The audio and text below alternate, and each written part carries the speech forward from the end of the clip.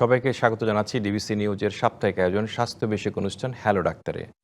আপনাদের সাথে আছি আমি অধ্যাপক ডক্টর সৈয়দ আকরাম হোসেন। আমাদের সাথে স্টুডিওতে আছেন সাবেক অতিরিক্ত সচিব বা পাবলিক হেলথ অ্যাসোসিয়েশনের সভাপতি ডাক্তার সৈয়দ ওমর খৈয়াম ও বাংলাদেশ ডায়াবেটিক সমিতির সভাপতি জাতীয় অধ্যাপক ডক্টর এ কে আজাদ খান। উনি স্বাস্থ্য খাত সংস্কার কমিশনের সদস্য ছিলেন। আজকের আমাদের আলোচনার বিষয় হলো স্বাস্থ্য ও রাজনীতি। স্যার, আপনাদের দুজনকে স্বাগত জানাচ্ছি। প্রথমেই আপনাকে একটু শুরুটা করি। আমরা দেখেছি যে বাংলাদেশে 12ই ফেব্রুয়ারি নির্বাচনের পর একটি নতুন সরকার গঠিত হয়েছে। সরকারে একজন মন্ত্রী দিয়েছেন, সরকার একজন প্রতিমন্ত্রী দিয়েছেন এবং গতকাল সরকার একজন বিশেষ সহকারীও নিয়োগ করেছেন মাননীয় প্রধানমন্ত্রী। তো এই যে সরকারের স্বাস্থ্য খাত নিয়ে আগ্রহ, যে অনেক মানুষের ইনভলভমেন্ট এবং স্বাস্থ্য খাত সংস্কার কমিশনের যে প্রস্তাবনাগুলো ছিল আপনারা দিয়েছিলেন, সেগুলোর সাথে বিএনপির ইশতেহারের কি মিল ছিল? মানে কতখানি মিল ছিল আর কতখানি অমিল ছিল, আপনার কি মনে পড়ে কিছু? এটা তো আপনার নিশ্চয়ই স্মরণ থাকবে, কারণ ওই স্বাস্থ্যকর সংস্কার কমিটির তো আপনি মেম্বার ছিলেন। তো আমরা যে তখন বিএনপির সাথে বসছিলাম, আমরা যে তাদের আমন্ত্রণ জানাই, তাতে তারা তখন কিন্তু খুবই গুরুত্ব সহকারে সেটা নিয়েছিল, কারণ তারা তাদের সেন্ট্রাল কমিটিতে আলাপ করে তখন আমাদের কাছে স্থায়ী কমিটিতে আলাপ করেছে করে আমাদের সাথে বসছিল এবং তাদের যে ইশতেহার তখনই তারা পাবলিশ করছে। আমাদের যে সংস্কার রেকমেন্ডেশন সেই ইশতেহারের সাথে সম্পূর্ণ সঙ্গতিপূর্ণ। না, সেই হিসাবে স্যার একটা জিনিস, আমি সাম্প্রতিককালে একটি গুরুত্বপূর্ণ ঘটনা ঘটেছে বাংলাদেশে। প্রায় 200-রও বেশি শিশু মারা গেছেন যে মিজেলসের মতো সমস্যা, হামের মতো সমস্যা নিয়ে। স্বাস্থ্য সংস্কার কমিশনের প্রস্তাবনাতে এই ভ্যাকসিন বা অন্যান্য বিষয়গুলো নিয়ে কি বলা হয়েছিল, আপনার কি কিছু মনে পড়ে? ওটা তো বলেছি যে অসুখ ইনফেকশাস ডিজিজ, এটার প্রিভেনশনে যে ভ্যাকসিন, টিকা যে প্রধান অবলম্বন, এ ব্যাপারে তো কারো সন্দেহ নাই। কারণ আমরা যে পৃথিবীর থেকে এই সংক্রামক ব্যাধির থেকে অনেকে উত্তরণ করেছি ভ্যাকসিনের মাধ্যমেই তো করেছি, তাই না? যেমন উদাহরণ থেকে বলে যে স্মল পক্স, যেটা পৃথিবীর থেকে ইরেডিকেট হয়ে গেছে, কী বলে পোলিও, তো ভ্যাকসিনই তো মেইন অবলম্বন সেটা। তো সুতরাং আমরা এটা রিকমেন্ড করেছি যে বাংলাদেশ তো একটা সাইজে ছোট দেশ, কিন্তু আসলে দেশটা ছোট নয়। 18 কোটি জনসংখ্যার দেশ, বিশাল বড় দেশ। কারণ ইউরোপের কয়টা দেশ একত্র করলে 18 কোটি লোক হবে। সুতরাং আমাদের ভ্যাকসিন নিজেদের তৈরি করতে হবে, এভাবে তো কোনো সন্দেহ থাকার কথা নয়। এবং ভ্যাকসিন তৈরি করা যে এখন বর্তমানে বাংলাদেশের যে স্টেজ অফ সায়েন্টিফিক অ্যাডভান্সমেন্ট আছে, তাতে তো আমরা তৈরি করতে পারি তো, এবং সেই উদ্যোগ নিতেই হবে। না নিলে তো একেবারেই আমরা পিছনে পড়ে। এই বিষয়গুলো আমরা আসলে বিস্তারিত বলেছিলাম, কিভাবে এটা করতে হবে, বাংলাদেশ কিভাবে ইনসেন্টিভ পাবে, আবার অ্যাক্টিভ ফার্মাসিউটিক্যাল ইনগ্রেডিয়েন্টগুলো বাংলাদেশে কিভাবে তৈরি করবে, সেগুলো নিয়েও একটা বিস্তারিত প্রস্তাব। আমরা তো এছাড়াও আরও একটা বলেছি যে এখন তো medical science, biological science, medical science সবচেয়ে দ্রুত পরিবর্তনশীল, দ্রুত ডেভেলপ হয়ে যাচ্ছে। যে molecular medicine, genetic medicine, immunological medicine, এইগুলো তো ডমিনেন্ট হয়ে যাবে। সেটা আমাদের সেই ব্যাপারে এখন থেকে যদি জ্বর না দেয়, তার পিছনে পড়ে যাবো। একদম ঠিক স্যার, ধন্যবাদ স্যার। ডাক্তার সৈয়দ ওমর খৈয়াম, আপনি তো সরকারের বিভিন্ন পর্যায়ে কাজ করেছেন, একজন সময় ডিজি হেলথে কাজ করেছেন, পাবলিক হেলথ লেভেলে বিভিন্ন লেভেলে কাজ করেছেন এবং সরকারের স্বাস্থ্য মন্ত্রণালয়ের যুগ্ম সচিব এক সময় ছিলেন এবং অতিরিক্ত সচিব হিসেবে আপনি অবসর নিয়েছেন। বিএনপির ম্যানিফেস্টোর প্রক্রিয়া এবং প্লাস স্বাস্থ্যখাত সংস্কার কমিশনকে যে সময় প্রস্তাবনা বিএনপি থেকে দেওয়া হয়েছিল বা স্বাস্থ্য, ওইসব জায়গার মধ্যে আপনার ইনভলভমেন্টের কথা আমি জানি যে আপনি ওগুলোর মধ্যে ইনভলভ ছিলেন এবং আমাদের যে তত্ত্বাবধায়ক সরকার গঠিত হওয়ার পর থেকে আপনারা এগুলো নিয়ে কাজ করছিলেন এবং যখন সংস্কার কমিশন হয়েছে তখনও কিন্তু আপনারা একটা বসে এই প্রস্তাবনাগুলো কিন্তু স্থায়ী কমিটির মাধ্যমে কিন্তু আমাদের কাছে মানে এসেছিল। তো বাংলাদেশের আপনার জন্য অনেক ধরনের অভিজ্ঞতা আপনার আছে। একটা হলো যে স্বাস্থ্য সংস্কারের প্রস্তাবনাগুলো পরবর্তীতে আপনি দেখেছেন, সেগুলোর সাথে স্যার একটু আগে বললেন যে বিএনপির ইশতেহারের সাথে স্বাস্থ্য খাত সংস্কার কমিশনের প্রস্তাবে হুবহু মিল আছে, কোনো জায়গাতে কোনো ব্যত্যয় নাই। উভয়। তারপরও কি কারণে এরকম একটা মিডলসের মতো ঘটনা বাংলাদেশে ঘটলো, এটার প্রেক্ষাপটটা কি? আর বাংলাদেশে বিশেষ করে ইপিআই প্রোগ্রামটা বাংলাদেশ পৃথিবীতে গর্ব করত। পৃথিবীতে যে কটা দেশ ইপিআই প্রোগ্রাম সাকসেসফুল করেছিল তার মধ্যে বাংলাদেশ কিন্তু একদম টপ লিডিং কান্ট্রিদের একটা ছিল। এই পরিস্থিতিতে বাংলাদেশ আজকে এরকম একটা দুঃখজনক পরিস্থিতির মুখোমুখি হয়েছে, এটা যদি আপনি একটু বিস্তারিত বলতেন। ডিবিসি সকল দর্শক শ্রোতাদেরকে ধন্যবাদ জানাই। প্রথমেই অত্যন্ত জনগুরুত্বপূর্ণ আমি বলবো। এখন যদি আমরা সারা বাংলাদেশে দেখি, দুইটা বিষয় নিয়ে মানুষের কাছে কথাবার্তা চলে সবসময়ই। একটা হলো জ্বালানি তেলের সমস্যা, আর একটা হলো আমাদের সেই মিজিলসের যে সংক্রমণ বাড়তেছে, শিশুদের মৃত্যু হচ্ছে, এটা খুবই সেন্সিটিভ। কিন্তু আমরা যদি একটু পিছন দিকে যাই, সারা বাংলাদেশে ইপিআই কার্যক্রম যে শুরু হয়েছিল, এটা আমাদেরকে একটা যে কোনো একটা কাজের জন্য একটা পুরা সিস্টেমকে বুঝতে হয়, একটা সিস্টেম থাকতে হয়। তো ইপিআই কার্যক্রমের মাধ্যমে সারা বাংলাদেশে পাবলিক হেলথের একটা সিস্টেম দাঁড়িয়েছিল। এবং অনেকে এখন আমাদের স্বাস্থ্যকর্মীদেরকেও, মাঠের স্বাস্থ্যকর্মীদেরকে টিকাদান কর্মী বলে। এই টিকাদান কর্মী কেন বলে? তারা তো আসলে হেলথ অ্যাসিস্ট্যান্ট বা FWA ওরকম ছিল, কিন্তু টিকাদান কর্মসূচিটা এত সাকসেসফুল হয়েছিল যার কারণে মানুষ এখন টিকাদান কর্মী বলে তাদেরকে। শুধু এটা না, আরেকটা বড় ইস্যু, যে জিনিসটা আমরা হয়তো সারা পৃথিবীব্যাপী কথাটা ভালো করে বলতে পারিনি, বলা উচিত ছিল, যে জিনিসটা ছিল যে পিপলস পার্টিসিপেশন। আমরা সবসময় চাচ্ছিলাম জনসাধারণ অংশগ্রহণ করুক। টিকাদান কর্মসূচিতে জনসাধারণের যে অংশগ্রহণ, এটা যদি আমরা তলায় দেখি, সারা পৃথিবীতে একটা এক্সাম্পল পাওয়া যাবে না, কোনো দেশেই পাওয়া যাবে না যে জনসাধারণ এত হাইলি ইনভলভড একটা সিস্টেমের সাথে। তো আপনি যে কথাটা বললেন, আমি সেইখানে আসি। এরকম একটা স্ট্রং সিস্টেম থাকার পরেও আমরা এরকম একটা অবস্থায় কেন চলে আসলাম? আমরা যদি সেই 15 বছরের অতীতের শাসন দেখি, কি প্রায়োরিটি ছিল, কি কথাবার্তা, কোন দিকে সরকার নজর দিয়েছিল। এক কথা এটা বলতে গেলে, সরকার টিকে থাকার জন্য যা দরকার সরকার সেটাই করেছে।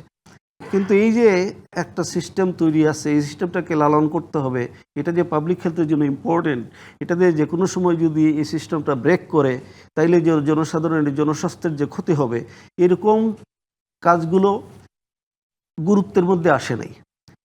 এটার একটা স্ট্রং এক্সাম্পল হলো আমরা হামের এই সিচুয়েশনে যে পড়েছি। কেন স্ট্রং এক্সাম্পল আমি বলি, এটা কিন্তু একদিনের কাজ না।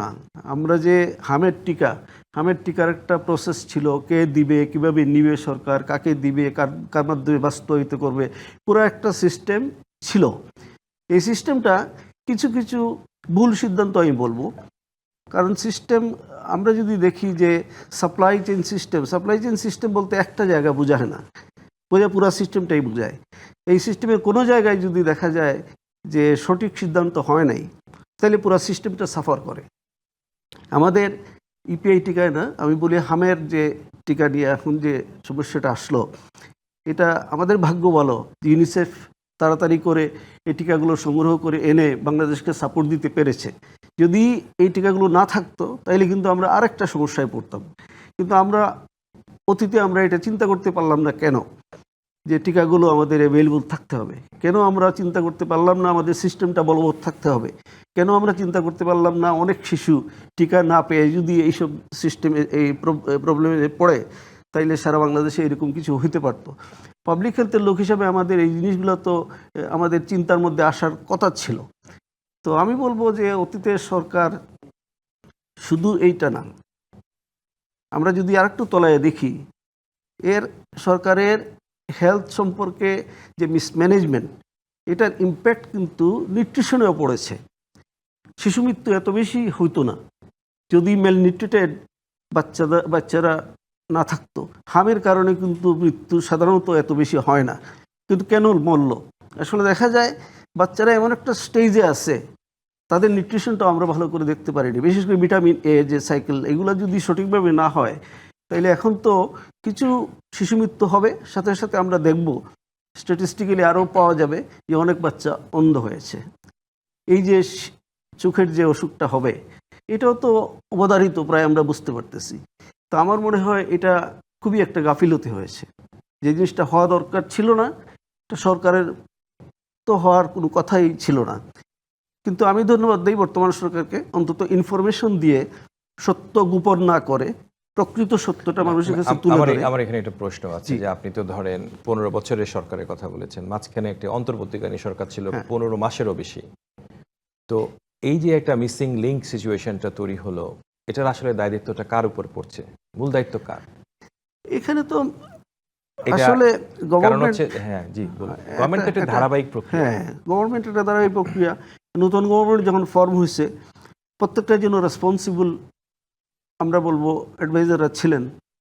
তো সেখানে কারণ আমরা তত্ত্বাবধায়ক সরকারের মানে তত্ত্বাবধায়ক অন্তর্বর্তী সরকার সরকারের দিচ্ছি। সময় আমরা যেটা লক্ষ্য করেছি, স্বাস্থ্য মন্ত্রণালয় সব মানে খুব ভালোভাবে পরিচালিত হয়নি। হয় নাই। আমি আপনাকে আমাদের রিফর্ম কমিশনের রিপোর্টের কথা বলতে পারি। মাননীয় প্রধান উপদেষ্টা প্রথম দিনই বলে দিলেন যে এটা বাস্তবায়ন করার জন্য, কিন্তু স্বাস্থ্য মন্ত্রণালয় কিন্তু আমাদের সাথে, আমরা উপদেষ্টাদের সাথে যোগাযোগ করার পরও একবারের জন্য কিন্তু অফিসিয়ালি আমাদের সাথে বসেন নাই। হ্যাঁ, এটা কিন্তু একটা অভূতপূর্ব পরিস্থিতি। কি কারণে বসে নাই আমরা জানি না। সেটা কি বিএনপির ম্যানিফেস্টোর সাথে আমাদের মিল বেশি দেখে এরকম করে নাই, নাকি বিএনপির বিভিন্ন প্রস্তাবনাগুলো আমাদের এখানে বেশি ছিল, বা অন্যান্য রাজনৈতিক দলে? কারণ তারা প্রথম থেকেই বলছিল রাজনৈতিক দলদের সাথে বসা যাবে না, কিন্তু আমরা কিন্তু রাজনৈতিক দলের সাথে বসেছি, বসে কিন্তু এই প্রস্তাবনাগুলোই দিয়েছি। তো এই যে মাঝখানে হামের টিকা নাই, এখন শুনলাম যে বিসিজি টিকাও নাই, বিসিজি টিকাও নাই। এখন আমি বলি বিষয়টা, এটা তো আপনার এটা পুরোপুরি একটা মিসিং লিঙ্ক। না বিষয়টা একটা অ্যানালিসিস করলে আপনি সহজেই বুঝতে পারবেন। এটা একটা কঠিন জিনিসটা হলো এই জিনিস আপনি হঠাৎ করে ইন্ডিভিজুয়ালি ইম্পর্টেন্ট হয়ে যাওয়া একটা সিস্টেমের জন্য ক্ষতিকর। একজন মানুষ যদি হঠাৎ করে ইম্পর্টেন্ট হয়ে যায় এবং তার ডিসিশনটা কোনো কারণে যদি ভুল হয়, তাহলে পুরো জাতি সাফার করবে। এবং সিস্টেমে সবসময় সিস্টেমটাকে ইকুইভ্যালেন্ট সিস্টেমে রাখতে হয়, যাতে সবাই সমানভাবে কাজ করতে পারে। এখন আপনি হঠাৎ করে এমন একটা জায়গাতে একজনকে বসাইলেন, দেখা গেল যে তার মতামতের বাইরে আর কেউ কিছু করতে পারতেছে না, সুতরাং সাফারিং যেটা আসবে সেটা স্বাস্থ্য মন্ত্রণালয়ে এই ঘটনাটা ঘটেছে। এটা ঘটেছে। কারণ ইভেন মাননীয় প্রধান উপদেষ্টা বলার পরেও কিন্তু এটা বাস্তবায়ন করা সম্ভব হয় নাই। সম্ভব হয় না। আর শুধু তাই না, আপনি তো যখনই আমরা একটা প্রকিউরমেন্ট প্রসেসে যাই, নতুন একটা প্রকিউরমেন্ট প্রসেসে যাই, আমরা জানি যে পুরাতন প্রকিউরমেন্ট প্রসেস অনেকবার ফলো করা হয়েছে। মানুষ এটার সাথে তারা ইনভলভ ছিল, তারা জানে, তাদের দক্ষতা আছে। যখনই নতুন সিস্টেমে যাই, সিস্টেম নতুন হওয়ার কারণেই কিছুটা স্ল্যাগ টাইম নষ্ট হয়, কিছুটা নতুন ট্রেনিং লাগে, কিছুটা মানুষকে বুঝাইতে হয়। তো আমরা পট করে একটা সিস্টেমের বাইরে গিয়ে আরেকটা সিস্টেমে চলে গেলাম, কিন্তু পর্যাপ্ত যে বোঝানো দরকার ছিল, এটা হওয়ানো দরকার ছিল, আমরা ওয়েট করলাম হোক আস্তে আস্তে। এই কারণে আমার মনে হয় এটা একটা মিসিং লিঙ্ক আমি বলবো সাপ্লাই চেইন সিস্টেমের, এবং আমাদের বুঝারও ভুল।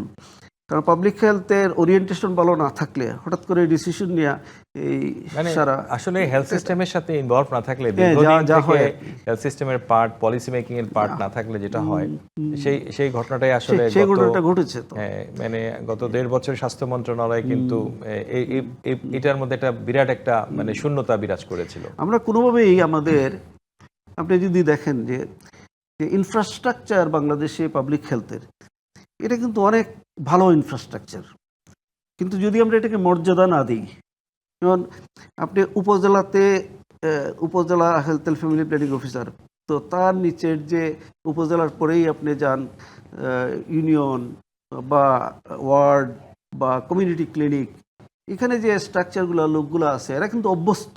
এগুলো এরা আসলে এই পাবলিক হেলথের ইস্যুগুলার রিমেডির জন্য তারা একটু ব্যাকবোন হিসেবে কাজ করে। তো এটাকে যদি আপনি গুরুত্ব সহকারে সারভাইভ করতে না দেন, এটাকে যদি আপনি ভাইব্রেট না রাখেন, এটাকে যদি সবসময় আপনার তথ্য দিয়ে সমৃদ্ধ না রাখেন, দক্ষতা দিয়ে তাদেরকে যদি উন্নত না করেন, তাইলে দেখা যাবে এরকম ডিজাস্টার হয়। অতীতে যে লম্বা সময় গেছে, এগুলোতে ভালো গুরুত্ব দেওয়া হয় নাই, অনলি চটকদার জিনিস দিয়ে মানুষকে ভোলানো হচ্ছে আর কি। মানে স্বাস্থ্য মন্ত্রণালয়ের ক্ষেত্রে আমরা যেটা লক্ষ্য করেছি যে বিগত সময়ে যে আপনি মিসম্যানেজমেন্টের কথা বলেছেন, 15 বছরে বিভিন্ন কিছু লোকাল, স্যার যেমন বলছিলেন যে লোকাল লেভেলে ভ্যাকসিন তৈরি হওয়ার বিষয়গুলো, এগুলো কিন্তু খুবই সম্ভব ছিল, তো সেগুলো কিন্তু হয় নাই। না হওয়াতে কিন্তু অন্তর্বর্তী সরকারের সময় একটা জিনিস আমরা লক্ষ্য করেছি, অন্যান্য মন্ত্রণালয়গুলো কিন্তু তাদের দুর্নীতির বিষয়গুলোতে শ্বেতপত্র তরিকা করেছে, আগে কি হয়েছিল সেগুলো খুঁজে বের করেছে। এগুলো খুঁজে বের করার দরকারটা হলো যে কোথায় ভুল হচ্ছে সেটা কারেকশন কিভাবে করতে হবে সেটার জন্য। কিন্তু স্বাস্থ্য মন্ত্রণালয় অদৃশ্য কারণে কিন্তু কোনো কিছুই করেনি। আপনি খেয়াল করেছেন স্বাস্থ্যমন্ত্রী কিছুই প্রকাশ করেনি কিন্তু। কিন্তু যদিও এখানে স্বাস্থ্য আমি- হলো, স্বাস্থ্যের 1/3 অর্থ কিন্তু দুর্নীতিতে চলে যাচ্ছে এবং স্বাস্থ্য মন্ত্রণালয় কিন্তু বেশ দুর্নীতিতে এগিয়ে ছিল, মানে প্রথম 1-2টার মধ্যে। না একটু একটু বিষয়টা আমি আর একটু খোলাসা করি। আমরা একটা বিরতি নিয়ে আবার আসছি। আচ্ছা ঠিক আছে, থ্যাংক ইউ। আজকের আলোচনার বিষয় স্বাস্থ্য ও রাজনীতি। বিরতির আগে যে আলোচনাটা আমরা করছিলাম, আপনি যে কথাগুলো বলছিলেন, সেখানে জি।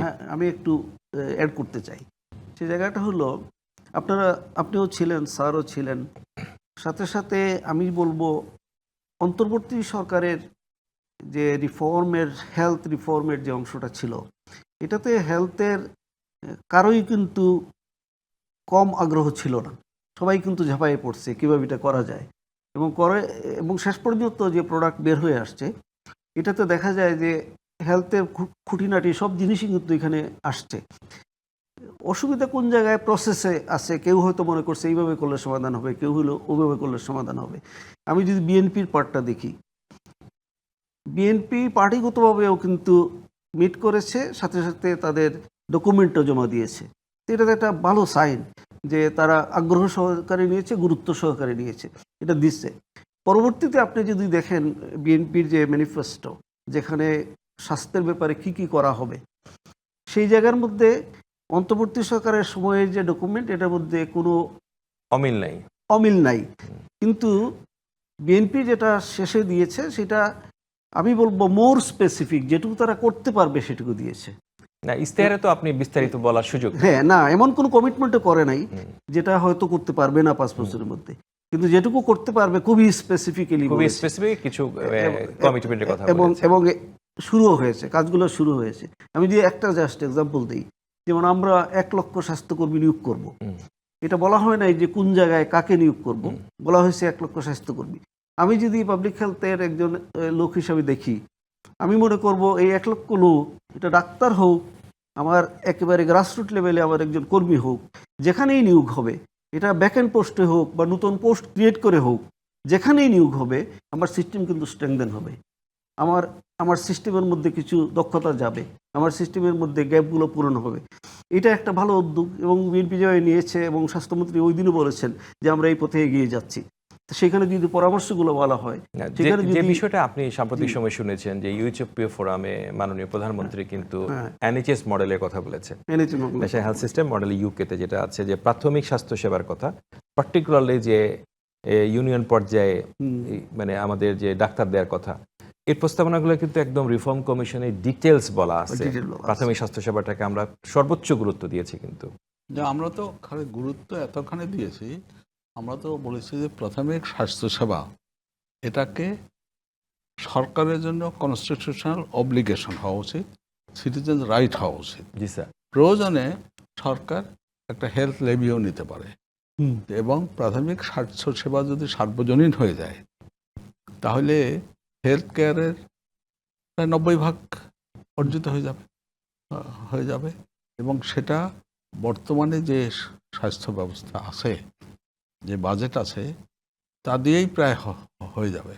কিন্তু আমাদের ম্যানেজমেন্টের উন্নতি করতে হবে। একটা হলো যে ডিসেন্ট্রালাইজ না করে এটা সব সেন্ট্রালাইজ করলে তো ইমপ্লিমেন্টই করতে পারবে। সেটা বলেছে না, আমরা তো রিপোর্টে তো এটা বলা আছে যে স্বাস্থ্য খাতের কিন্তু খৈম ভাই, যে আপনি তো লোকাল লেভেল প্ল্যানিং এ কাজ করেছেন, আপনার সাথে আমারও কাজ করার সৌভাগ্য হয়েছে, এবং যে এত ইউনিক স্যার চিন্তা ভাবনা ছিল, এটা 2003 সালের কথা বলতেছে, 3-4 সালে, যে একদম উপজেলা লেভেলে কিভাবে কাজ হবে, সেভাবে কিভাবে পাওয়ারটা থাকবে, উপজেলা হেলথ অ্যান্ড ফ্যামিলি প্ল্যানিং অফিসারে কি কি ক্ষমতা থাকবে, ওখানকার বাজেট ওখানে হবে, ওখানকার বাজেট জেনারেশনও হবে, ইউজার ফি ইস্যুটা থাকবে, এবং ওখানে খরচ করবে, সব কিছু কিন্তু ওই লেভেল থেকে হবে, ডিস্ট্রিক্ট লেভেলে ডিস্ট্রিক্টটা হবে, এবং সেন্ট্রালি কিন্তু আমরাও কিন্তু একই রিফর্ম কমিশনের প্রস্তাবনা এটাই আছে। রিফর্ম কমিশনে কিন্তু আমরা 11টা স্থানীয় বিএনপি স্বাস্থ্য কর্তৃপক্ষ করতে বলেছি, পাশাপাশি কিন্তু আপনার একদম এই ডিস্ট্রিক্ট লেভেলে, ইউনিয়ন মানে উপজেলা লেভেলে সব জায়গাতে কিন্তু এরকম একটা প্রস্তাবনা দেওয়া ছিল। মানে আপনার লোকাল লেভেলের ওইটা আমার মনে পড়তেছিল, ওই কারণে। আপনি যদি মনে করেন এই লোকাল লেভেল প্ল্যানিং এর আগের সময় এটা কিন্তু বিএনপির আমলেরই প্রস্তাবনা হ্যাঁ। ছিল, আপনার খেয়াল আছে না যে আমার মানুষ খেয়াল আছে, কিন্তু দেখা কারণ গেছে আমি তো ওটার হ্যাঁ, প্রজেক্টের ম্যানেজমেন্টেই ছিলাম, হ্যাঁ, লিডও করলাম। আমার ভালো মনে আছে এই কারণে, যখন আমরা এটা শুরু করি লোকাল লেভেল প্ল্যানিং, তখন প্ল্যানিং কমিশন খুব স্ট্রংলি এটা বলছিল যে এটা হবে না, এটা সম্ভব না। এবং এই যে হবে না, এটা আমরা যারা ডাক্তার ছিলাম আমরা বলছি এটা হবে। কারণ আমাদের হবে মূল কারণটা কি ছিল? আমরা জানি যে ডাক্তার যত গ্রামেই থাকুক না কেন, সে কিন্তু একটা ট্যালেন্ট, সে ওখানে পাশ করে এমবিবিএস পাশ করে তার পোস্টিং হয়েছে, তো এই জ্ঞান তো তার কাছে আছে। তো জ্ঞান যদি থাকে তো সেন্ট্রাল লেভেলে বসে করা আর গ্রামে বসে করা কেন পারবে না? এই চ্যালেঞ্জটা নেওয়ার পরে আমরা দেখছি যে 2 বছর আমি নিজেই ছিলাম, 2 বছরের মধ্যে অনলি 1 উপজেলা তাদের এই লোকাল লেভেল প্ল্যানিংয়ের কাগজটা বইটা আমরা পাইনি। আর সব উপজেলার থেকে এই 2 বছর পুরাই আসছে। এটা কি আসছে আসলে? তারা অ্যাসেস করছে তাদের কি প্রয়োজন, তারা অ্যাসেস করছে তাদের কোন জায়গায় সমস্যা। যেমন আগে যে সমস্যাটা ছিল, এক্স রে মেশিন আছে কিন্তু টেকনিশিয়ান নাই, টেকনিশিয়ান এক জায়গায় আছে, এক্স রে মেশিন আরেক জায়গায় আছে। এই যে লোকাল সমস্যাগুলো, এগুলো কিন্তু ইজিলি সলভ করা যায় যদি লোকাল লেভেল প্ল্যানিংয়ে আমরা তথ্যটা নিয়ে আসি। এবং আপনি এখান থেকে যে সাপ্লাইটা দিবেন, সাপ্লাই চেনের মধ্যে আপনি যে রিসোর্সটা দিবেন, কাকে দিবেন, এটা দেখতে গেলে লোকাল লেভেল প্ল্যানিং এর বইটা খুললেই হয়। এক্স্যাক্টলি, তো কারণ এক একটা এলাকার প্রয়োজন এক এক স্ট্রং রকম। একটা ইনিশিয়েটিভ এটা ছিল। একটা সাধারণ একটা উদাহরণ যদি আমরা দিই, যে ধরেন হিলট্রাক্সে ম্যালেরিয়ার প্রকোপ বেশি হচ্ছে, ময়মনসিং এর এলাকাতে কালাজ্বর বেশি হচ্ছে, কালাজ্বর বেশি হচ্ছে। তার মানে এক একটা জিওগ্রাফিক এলাকাতে চাহিদা তো এক এক রকম, সব জায়গায় চাহিদা তো একরকম না, একরকম না। তো সুতরাং লোকাল লেভেল প্ল্যানিং এর তো কোনো বিকল্প ভেরি নেই। Very important. এবং বিকল্প নেই। এবারে বিএনপি যে কিটা দিছে, লোকাল পার্টিসিপেশনও তো অনেক অনেক ইম্পর্টেন্ট, ইনভলভমেন্ট হয়, এবং অনেক এটা- ইম্পর্টেন্ট। যেটা একেবারেই প্রয়োজন জিনিসটা।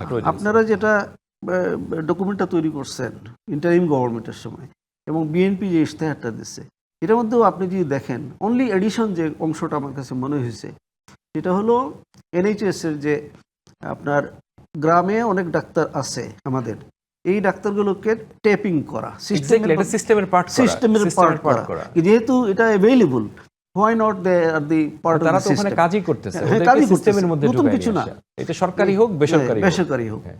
এখানে হলিস্টিক অ্যাটিটিউডটা হলো এটা যে আমার কাছে দক্ষতা এবং আমার জ্ঞান আমার অ্যাভেইলেবল, তো আমি এগুলোকে ট্যাপ করে আমার কাছে system-এ মনে ঢুকাই হয় যে দেব। স্যার স্যার আপনি যেটা বলেছেন যে আসলে বিএনপি যদি স্বাস্থ্য খাতে কিন্তু বিএনপির তাদের সবাইকে কাজে লাগাতে পারে, কাজে আমি লাগাতে মনে পারে, করি right. কাজে লাগাতে পারে, যে রিফর্ম কমিশনের প্রস্তাবে যেভাবে দেওয়া হয়েছিল সেটাকে কিন্তু তারা কাজে লাগাতে, হিউজ ডকুমেন্ট, এটা কিন্তু তাদের অনেক কাজে লাগতে পারে, এটা একটা কাজে লাগাতে পারে। পাশাপাশি আপনারা যারা বিভিন্ন সময় কাজ করেছেন, আমার মনে হয় এককভাবে কোনো সিদ্ধান্ত না নিয়ে আপনাদের সবাইকে যদি কাজে লাগানো যায়, তাহলে কিন্তু আপনি এটা সাকসেসফুল কিছু করতে পারবেন। না, ডেফিনেটলি করা আর যাবে। না হলে যদি একক একজন দুজন ধরে চিন্তা করে না। তাহলে কিন্তু আপনি আগাতে পারবেন না। না, আপনি এমনিতে দেখেন, আমি ওই যে ইপিআর একটা উদাহরণ দিলাম না, পিপলস ইনভলভমেন্ট, ওয়ার্ল্ডের মধ্যে সেরা ইনভলভমেন্ট হয়েছে ওই প্রোগ্রামে মানুষের। ঠিক একইভাবে এখন গভর্নমেন্টের চলতেছে কি, মনে করেন কমিউনিটি ক্লিনিক, কমিউনিটি ক্লিনিকের কিন্তু কমিউনিটি গ্রুপ আছে, সেখানে আরো 8-10 জন লোকাল মানুষের ইনভলভমেন্ট আছে। তো সেই জায়গাতে কাজ করার প্রচুর জায়গা আছে, এদেরকে আসলেও ইনভলভ করতে হবে। এই ইনভলভমেন্টটা গ্যাপ আছে আমাদের ইপিআইতে, যেভাবে একেবারেই ইনভলভ হয়ে গেছিল। ইনভলভ হওয়া মানে কি, আমি জাস্ট যদি উদাহরণ দিই আপনাকে, আমার একজন স্বাস্থ্য সহকারী যখন তার টিকা এবং তার কলিগকে নিয়ে ওই বাড়িতে যেত যেখানে টিকা কেন্দ্র, সেই বাড়ির লোকটা কিন্তু তার লোক দিয়ে মানুষকে খবর দিত, ডাক্তার সাহেবরা এসে গেছে, টিকার নিতে আসো। এই যে ইনভলভমেন্ট, তার রুমটা কোনোদিন কাউকে ভাড়া দিতে হয় নাই, 1 পয়সা কিন্তু সরকার খরচ করে নাই ভাড়া হিসাবে। এটাই তো পিপলস ইনভলভমেন্ট। এইটাই তো পিপলস ইনভলভমেন্ট। এবং আরও বেশি ভালো উদাহরণ আছে, যেসব জায়গায় ধনী বাড়িতে ওই টিকা কেন্দ্র, সেখানে আমাদের স্বাস্থ্যকর্মী দুপুরের খাবার পর্যন্ত তারা খাওয়াই দিছে, একদিনও বাদ দেয় নাই। এরকম উদাহরণ বহু আছে। আমি একইভাবে আমি বলি আর কি, হ্যাঁ, একইভাবে বলি যে কমিউনিটি ক্লিনিকের যে কমিউনিটি গ্রুপ, এটারও ইনভলভমেন্টের একটা বড় ইস্যু আছে। এটাকে যদি ইনভলভ করা যায় তাহলে প্রোগ্রামটাকে আরো সুন্দর, আরো সাকসেসফুল করা যায়। রাইট। আমি স্যারের কাছে আমি সবসময় স্যারকে একটা কথা বলতাম যে বাংলাদেশ ডায়াবেটিক সমিতি একটা বেসরকারি উদ্যোগ, একটা ফিলান্থ্রপিক উদ্যোগ, বাট আপনি যদি অ্যাপারেন্টলি খেয়াল করেন দেখবেন it's one of the most successful big, largest একটা কাজ বাংলাদেশে। It's not even NGO, but এই যে কাজগুলো, আমি স্যারকে প্রায় জিজ্ঞেস করতাম যে স্যার আপনি how do you manage all those things, কিভাবে আপনি সারা দেশে এই নেটওয়ার্কটা কিভাবে করেন স্যার, একটু যদি সংক্ষেপে আমাদেরকে বলতেন। কেন বলছি, জিজ্ঞেস করার কারণটা হলো সরকার পারছে না, কিন্তু ডায়াবেটিস সমিতি কিভাবে পারতেছে? যে আমি সরকার পাচ্ছে না এটা আমি বলতে চাই না, না। মানে সরকার বলতে আমি তবে সরকারি আমরা- মেকানিজম, আমি জি, কোনো জি। পার্টিকুলার গভর্নমেন্ট আমরা যেটা- বোঝাচ্ছি না আমরা স্যার। যেটা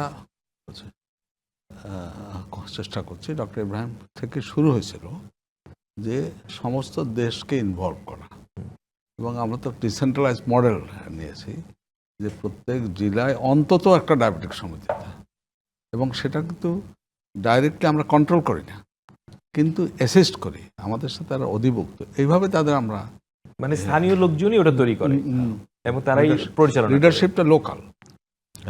which is actually এটাও লোকাল লেভেল প্ল্যানিং এর কিন্তু মেইন হ্যাঁ, কনসেপ্ট। মেইন কাজ ছিল এটা।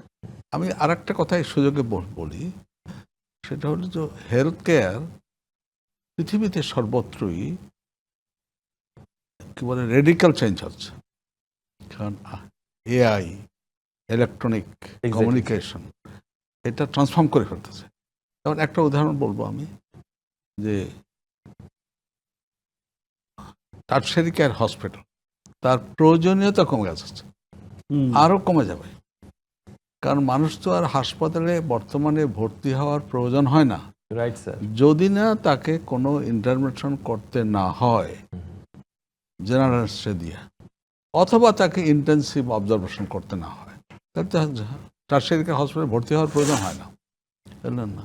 তো এটার জন্য তো স্যার একটা ইফেক্টিভ রেফারেল সিস্টেম দরকার হবে। হ্যাঁ, তো রেফারেল সিস্টেম তো অটোমেটিক হয়ে যাবে। এখানে কিন্তু আর একটা কথা আমি বলবো, বাহুল্য হলেও আমি মনে করি ইম্পর্টেন্ট, মানুষের মনে একটা বিরাট ভুল ধারণা, আমরা বলি রেফারেল সিস্টেম, যেটা আপনি বললেন, রেফারেল সিস্টেম কিন্তু একটা সিস্টেমের মধ্যে আসে, রাইট স্যার, রাইট স্যার। বুঝলেন না? কারণ একজন লোক ধনী মানুষ ঢাকায় আছে, আপনি তাকে বলতে পারেন না, বললেও সে শুনবে না, যে তার অসুখ হয়েছে, সে চলে যাবে যার কাছে। হচ্ছে সর্দি, সে দেখাতে গেছে প্রফেসর মেডিসিনকে, তার টাকা আছে, প্রফেসর মেডিসিন টাকা দিয়ে দেখে। Right sir. কিন্তু যদি আপনার প্যাকেজ থাকে, যে প্যাকেজের মাধ্যমে আপনি যেতে গেলে ওই প্যাকেজের মেম্বার হতে হবে, রেফার হয়ে আসতে হবে, বললেন না? এক্স্যাক্টলি তো স্যার। সেইটা গ্রো করতে হবে। আর একটা কিন্তু আমি এই সুযোগই বলতেছি, একটা কথা খুব বাজারে আসে না, খালি ইচ্ছা করেও ঢুকানো হচ্ছে, যে ডাক্তাররা গ্রামে যেতে চায় না। ডাক্তাররা যে গ্রামে যেতে চায় না অনেকে, কথাও সত্যি, কিন্তু কথাও তো সত্যি যে একজন ইয়ং ছেলে গ্রামে যাবে, ও যদি মনে করে ওখানে ওর ডাম্পড হয়ে যাচ্ছে, তো ওরও তো ছেলে পেলে পড়াইতে হবে একদিন। তা আমাদের দেশের ডেভেলপমেন্টে ইউনিফর্ম নয় তো, রাইট স্যার। তাই না? সুতরাং আপনি একজন সিনিয়র লেভেলের সেক্রেটারি বলে যায় না, কিন্তু উনি ওনার ছেলেকে পাঠাইতে রাজি আছে, তাই না? কিন্তু এখন বর্তমানে হেলথ কেয়ার টেকনোলজি এরকম হয়ে গেছে যে গ্রামে যাওয়ার দরকার নাই, কারণ অনলাইন তার সার্ভিস অ্যাভেলেবল করা যায়। সেটাকে টেক আপ করতে হবে আমাদের। ঠিক আছে স্যার, আমরা একটা বিরতি নিয়ে আবার আসছি। আবারও স্বাগত ডিবিসি নিউজের সাপ্তাহিক আয়োজন স্বাস্থ্য বিষয়ক অনুষ্ঠান হ্যালো ডাক্তারে। আজকের আলোচনার বিষয় স্বাস্থ্য ও রাজনীতি। আমি একটু খৈয়মের কাছে একটু আসতে চাচ্ছিলাম যে হেলথ রিফর্ম কমিশন থেকে একটা ট্রানজিশন প্ল্যানের কথা বলা হয়েছিল, যে আপনি জানেন যে দীর্ঘদিন আপনিও কাজ করেছেন হেলথ সেক্টর রিফর্ম, মানে আমরা যে health and population sector programme বাংলাদেশে 98 সাল থেকে যেটা শুরু হয়েছিল, পর্যায়ক্রমে অনেক বছর থেকে চলেছিল। এটা all on a sudden the ministry of health interim গভর্নমেন্টের সময় এটা বন্ধ করে দিয়েছে। এতে হয়েছে কি, আপনার গাড়ির ড্রাইভারের টাকা নাই, গাড়ির তেল নাই, সাপ্লাই, সমস্ত সাপ্লাই চেইন, এই যে একটা ডিসরাপশন হয়েছে। হঠাৎ করে ওনার ডিপিপি প্ল্যান করার চেষ্টা করলেন, বুঝে করলেন কিনা না বুঝে করলেন। প্ল্যানিং কমিশনের প্রস্তাবনা ছিল যে 2 বছর পর্যন্ত এটা র্যাপ আপ প্ল্যান চলবে, অ্যান্ড দেন এটাকে ইয়েতে আসতে হবে।